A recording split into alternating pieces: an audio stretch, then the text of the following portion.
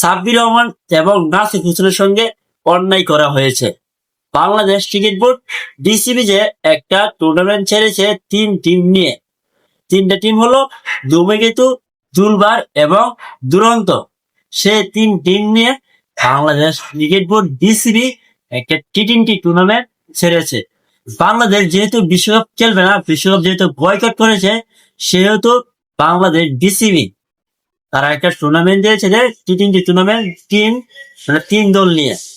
কিন্তু সে জায়গায় 3 টিমের অধীনে হচ্ছে লিটন কুমার দাস এবং নাজমুল হোসেন শান্ত এবং বন্ধুদের দলের ক্যাপ্টেন আকবর আলী। সে 3 টিমের মধ্যে বাংলাদেশের অসংখ্য ক্রিকেটার রয়েছে, অসংখ্য যত মানে 19 দলের ক্রিকেটার রয়েছে তারাও রয়েছে, মানে অসংখ্য অসংখ্য ক্রিকেটার রয়েছে। কিন্তু সেই 3 দলের মধ্যে সাব্বির রহমান এবং নাসির হোসেনের জায়গা মেলে। ভাই আমি বুঝলাম না, এত এত ক্রিকেটারের মধ্যে কেন তারা দুজনকে রাখা হয়নি? তারা কি ভাই ভালো পারফরমেন্স করে নাই বিপিএল এ?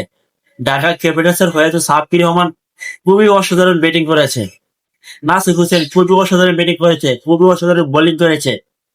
কিন্তু কেন তাদের জায়গায় মিলেনি ওই 3 দলের মধ্যে?